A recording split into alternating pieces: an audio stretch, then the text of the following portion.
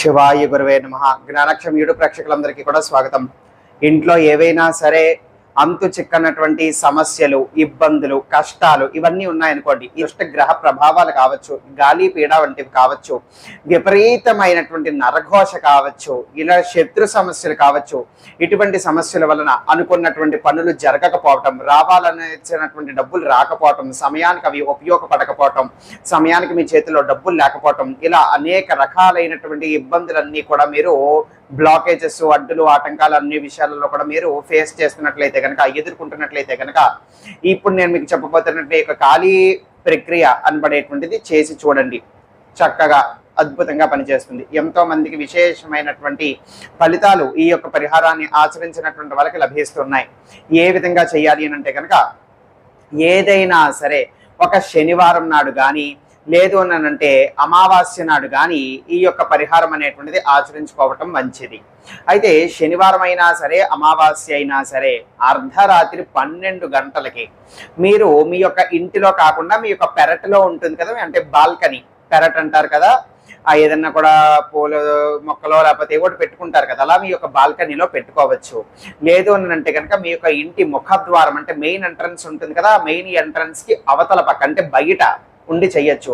ఒకవేళ ఇరుగు పొరుగు వాళ్ళు చూస్తే అటువంటి సమయంలో ఆ సమయంలో దీపం పెడుతున్నారేంటి అనబడేటువంటి క్వశ్చన్లు వాళ్ళకి వస్తాయి. కాబట్టి నేటి సమాజంలో మనం సాత్వికంగా మన కోసం ఒక దైవ కార్యక్రమం చేసినా కూడా ఇలాగ తప్పట్టేటువంటి అవకాశాలు ఉన్నాయి. కాబట్టి మీ యొక్క ఇంట్లో ఏదైనా కూడా పెరట, బాల్కనీ వంటిది ఉంటే కనుక బాల్కనీలో చేసుకోవచ్చు.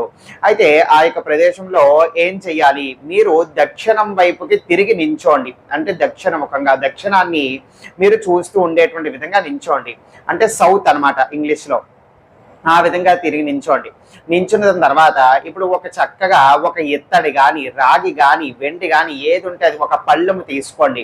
ఆ యొక్క పళ్ళెం అనేటువంటిది చక్కగా పెట్టుకోండి. మీరు దక్షిణం వైపు తిరిగి నించున్నారు కదా, ఒక పీట కానీ, చాప కానీ, ఆసనం కానీ ఏదైనా వేసుకుని కూర్చోండి. అక్కడ మీ యొక్క ఎదురుకుండా ఇప్పుడు మీ దగ్గర ఉన్నటువంటి పళ్ళెం పెట్టుకోండి. ఇప్పుడు మీకు కావలసినటువంటిది కాళికా అమ్మవారి యొక్క ఫోటో, అంటే ఇప్పుడు నేను చెప్తున్నటువంటి ముందుగానే తెచ్చి పెట్టి ఉంచుకోండి. మీ యొక్క అరచెయ్య సైజ్ అంత కాళీమాత యొక్క ఫోటో అనేటువంటి తెచ్చుకోండి. ఒకవేళ లేనటువంటి వాళ్ళు గూగుల్లో, నెట్లో ఇప్పుడు మనం కొడితే బోల్డ్ వస్తాయి. మీకు నచ్చినటువంటి ఫోటో నెట్ షాప్కి వెళ్ళి మీకు అరచేయ సైజ్ అంతా ఒక ఫోటోగా తయారు చేసి ఇవ్వమని చెప్పండి, ఇస్తారు. ఈ విధంగా కాళికా అమ్మవారి యొక్క ఫోటో అనేటువంటిది తెచ్చుకోండి. తెచ్చుకున్న తర్వాత ఆ యొక్క పళ్ళెంలో పెట్టండి. నించో పెట్టినా పర్వాలేదు, పడుకోబెట్టినా పర్వాలేదు. ఆ యొక్క ఫోటోని నించో పెట్టితే కనుక పళ్ళెంలో మరీ మంచిది. అంటే ఏదైనా కూడా స్టాండ్ కానీ లేకపోతే ఏదైనా సపోర్ట్, ఒకవేళ ఫోటో అయితే కనుక పడుకోకుండా ఒక అరటిపండో ఏదో ఒకటి వాడి నించోని ఉండేటువంటి విధంగా సపోర్ట్గా పెట్టుకోండి. ఇప్పుడు ఒక నిమ్మకాయ తీసుకోండి. ఆ యొక్క నిమ్మకాయని 2 భాగాలుగా మధ్యలోకి కట్ చేయండి. కట్ చేసిన తర్వాత ఇప్పుడు లోపల ఉన్నటువంటి గుజ్జంతా కూడా తీసేయండి. అంటే నిమ్మ దీపం వెలిగించాలి మనం, నిమ్మ డెప్ప కావాలి మనకి. కాబట్టి గుజ్జంతా కూడా క్లియర్ చేసేయండి. గుజ్జంతా కూడా క్లియర్ చేసేసి ఇప్పుడు ఈ యొక్క 2 నిమ్మడప్పలో కూడా అమ్మవారి యొక్క ఫోటో ఉంటుంది కదా, ఒకటి ఇటువైపు, ఒకటి కుడివైపు. ఆ విధంగా అమ్మవారికి 2 పక్కల కూడా ఒక్కొక్క డెప్ప పెట్టండి. పెట్టిన తర్వాత ఇప్పుడు ఆ యొక్క డెప్పల్లో కాస్త నువ్వుల నూనె వేయండి. నువ్వుల నూనె వేసిన తర్వాత నల్ల నువ్వులు గింజలు కూడా ఒక 2-3 గింజలు ఒక్కొక్క దాంట్లో వేయాలి. ఒక దాంట్లో 2-3 గింజలు, ఇంకొక దాంట్లో మళ్ళీ 2-3 గింజలు. ఈ విధంగా వేసి చక్కగా ఒత్తులు అనేటువంటిది వేసుకొని చక్కగా వెలిగించండి. ఇప్పుడు మీరు కూర్చొని కాళికా అమ్మవారికి నమస్కారం చేసుకుని ప్రార్థన చెయ్యండి.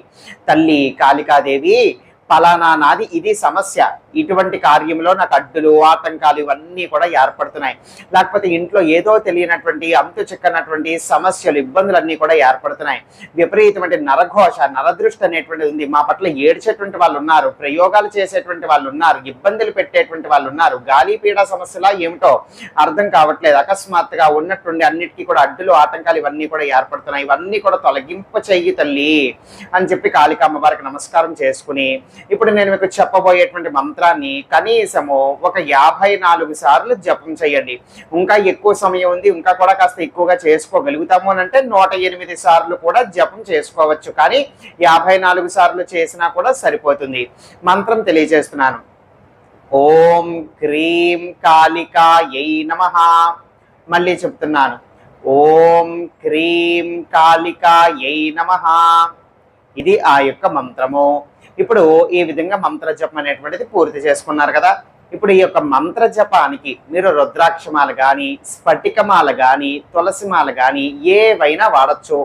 ఏ జపమాల కూడా లేకపోతే వేళ్లతో లెక్క పెట్టుకోవచ్చు, లేకపోతే కౌంటింగ్ మిషన్లు ఉంటాయి కొంతమంది దగ్గర, అవైనా వాడుకోవచ్చు. ఏదో ఒక విధంగా మనకి జపం చేయటం ముఖ్యమంతే అక్కడ.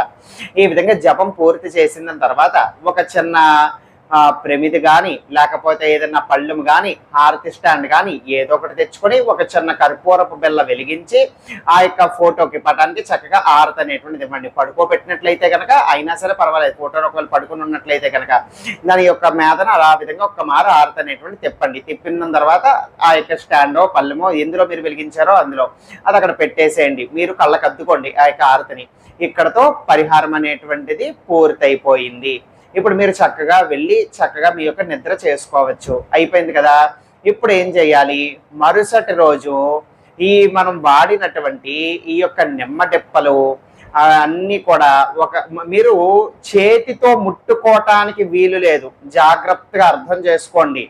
ఎట్టి పరిస్థితుల్లోని కూడా మీరు వెలిగించినటువంటి ఆ యొక్క నిమ్మడెప్పల యొక్క దీపాలు మీరు వాడారు కదా వెలిగించడానికి, అవి మీ యొక్క చేతులతో మీరు ముట్టుకోవటానికి వీలు లేదు. కాబట్టి ఏదైనా సరే ఒక గుడ్డ వాడండి.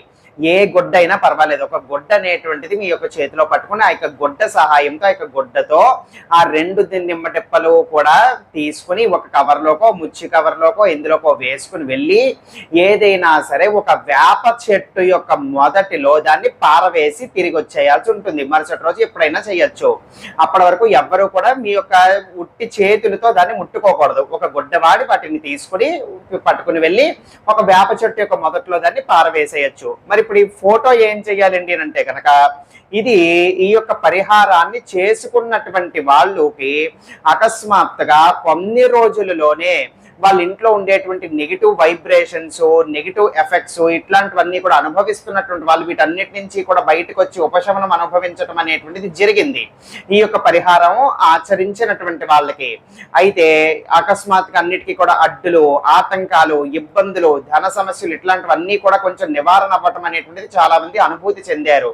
అంతేకాకుండా అడ్డులు, ఆటంకాలు తొలగిపోయి, శత్రు సమస్యలు తొలగిపోయి, ఇంట్లో ఉన్నటువంటి నెగిటివ్ వైబ్రేషన్స్ అన్నిటికీ కూడా కలహాలు, చికాకులు ఇవన్నీ కూడా తొలగిపోవటం అనేటువంటిది ఎంతో మంది అనుభవించారు. అయితే మీరు ఒకవేళ అమావాస్య నాడు మొదలు పెట్టారనుకోండి, మళ్ళీ కూడా వచ్చేటువంటి శనివారం నాడు చేయొచ్చు. ఒకవేళ శనివారం నాడే మొదలు పెట్టారనుకోండి, అంటే అమావాస్య నాడు మొదలు పెట్టినా శనివారం నాడు మొదలు పెట్టినా, ఎందుకు చెప్తున్నానంటే ఆ యొక్క ఫోటో అనేటువంటిది ఉంది కదా, మీరు ఒక 3 సార్లు చేస్తాను లేకపోతే ఒక 4-5 సార్లు చేస్తానని మీరు సంకల్పించుకొని కోరుకున్నట్లయితే కనుక ఆ యొక్క ఫోటోను ఉంచుకోవచ్చు. ఏదైనా సరే షెల్ఫ్లోనో కబోర్డ్లోనో చక్కగా పెట్టుకోండి. మళ్ళీ ఆ యొక్క శనివారం నాడో లేకపోతే అమావాస్య నాడో మీరు చేసుకోవటానికి దాన్ని మళ్ళీ బయటికి తీసి అదే విధంగా ఉపయోగించుకోవచ్చు. ఒకవేళ మళ్ళీ ఇన్ని వారాల నుంచి చేయని, ఇది ఒక్కసారి నేను చేసి చూస్తాను అని చెప్పి అనుకుని ఫస్ట్ టైంకి అయితే కనుక ఆ యొక్క నిమ్మడిప్పలతో పాటు ఆ యొక్క కాళికా అమ్మవారి యొక్క ఫోటో కూడా తీసుకుని వెళ్ళి ప్రవహిస్తున్నటువంటి నదిలో కానీ, చెరువులో కానీ, బావిలో కానీ, సముద్రంలో కానీ వదిలిపెట్టేసి వచ్చేసేయండి. ఎందుకంటే కాళికా అమ్మవారి యొక్క ఉగ్ర రూపం కాబట్టి ఆ యొక్క చిత్రము నిత్యము కూడా మన యొక్క పూజా మందిరంలో, పూజా గదిలో సాధారణంగా ఎవరు కూడా పెట్టుకోరు, విపరీతమైన సాధన ఉపాసన చేసేటువంటి వాళ్ళు తప్ప. కాబట్టి మనకు అవసరం ఉంటేనే ఉంచుకుందాము, అవసరం లేకపోతే దాన్ని కూడా ఎక్కడైనా సరే విడిచిపెట్టి వచ్చేసేయండి. ఇది పద్ధతి అన్నమాట. భక్తితో, శ్రద్ధతో, నమ్మకంతో చేయండి. ఎంతో మందికి ఈ యొక్క పరిహారాన్ని ఆచరించుకోవటం వలన, చేసుకోవటం వలన చక్కగా ఫలితాలు అనేటువంటి వాళ్ళు అనుభూతి చెందుతూ ఉన్నారనమాట. వాళ్ళకి తెలియనటువంటి విధంగా మార్పులు అనేటువంటివి కలుగుతూ ఉన్నాయి. అన్ని శుభ ఫలితాలు, ఈ యొక్క దోషాలు, ఇబ్బందులు అన్ని కూడా తొలగిపోవటం గమనించుకున్నారనమాట చాలా మంది. ఇది చేసినటువంటి కొన్ని రోజుల్లోనే మీకు కూడా అదే విధంగా కలగాలని ఆశిస్తున్నాను. భక్తితో, శ్రద్ధతో, నమ్మకంతో చేయండి. సర్వే జనా సుఖినో భవంతు. శివార్పణమస్తు.